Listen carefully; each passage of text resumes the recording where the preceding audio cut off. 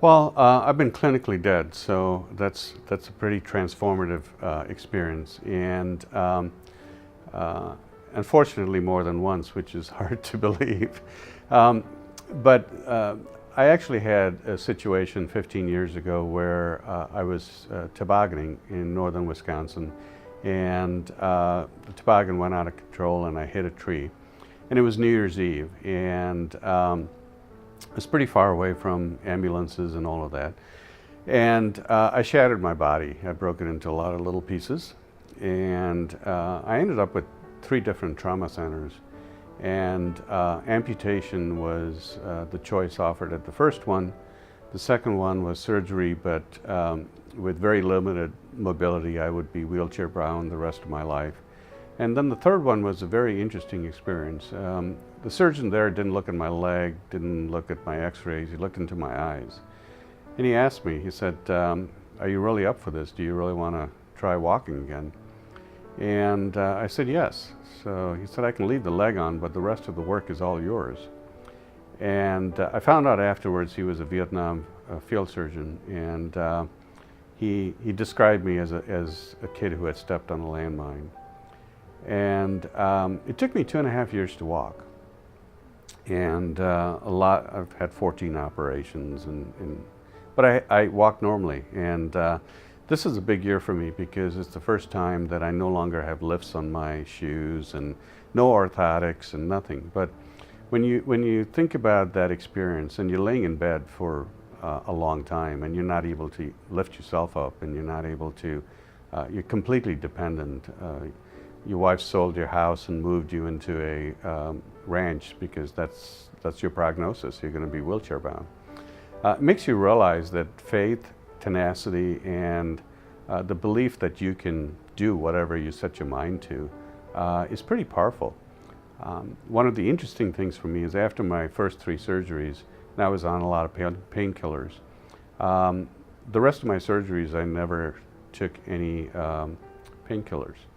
And I did all my rehab without painkillers. And today that would be considered pretty remarkable, but I realized that, you know, my brain's pretty powerful, and the ability to generate whatever chemical painkillers generate in my brain, I perhaps had the capability of doing that myself. What was very interesting about the experience was, and this sticks out very much in my mind, it felt like it was a choice whether or not to come back and be alive. And that's something that's very hard to fathom. So my visual that I would give to you is that I could see my body. I could see a very specific angle that I was looking at the body from. On one side of me was a bright light, on the other side of me was this body, and I can see people who are working on my body, trying to revive it. And then you have this sense of, well, do I go back or not? And I never thought until that moment that that was a choice, ever. So it kind of was one of those things where, have I fulfilled my purpose in life? And obviously I felt I hadn't. And so I made a choice.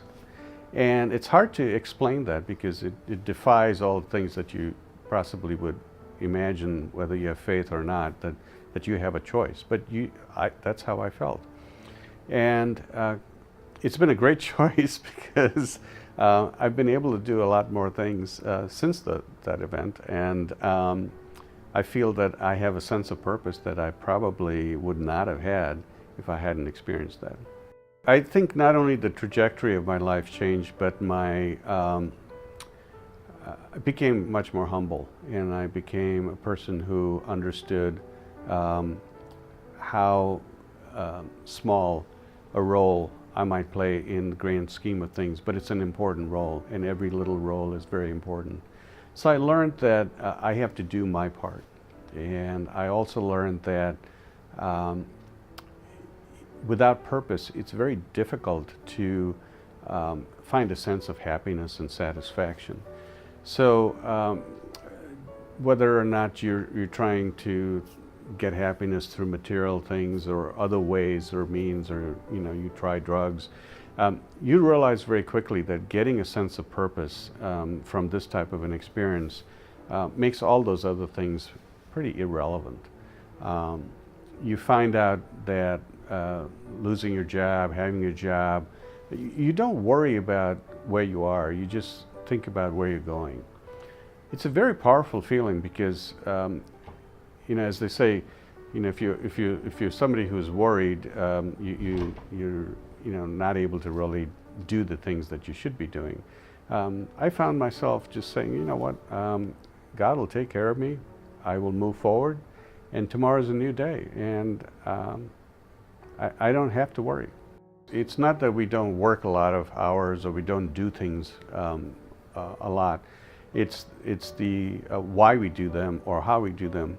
So, I was reading about a young golfer who is at the top of the game because he actually took 3 months off and, was with his family and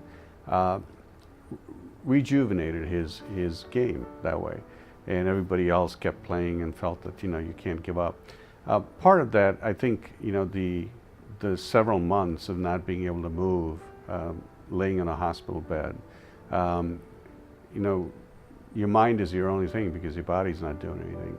And having to go through the process of regaining your life, that gave me an understanding of it's not what I do and how much I do, but why I do it. And once I know why I'm doing it, then everything just kind of fits in. Probably what I would impart is, I've learned to be a happy person, and that's something that everybody should strive to find out what it is that truly makes them happy. Because when you get there, there is a transformation that never allows you to go back. The way I look, the way I feel is all a reflection of what my inner personality has become, and I wasn't that way. I really wasn't a very happy person years ago. So find that, because that's really where your faith, your belief, and what you do in life matters.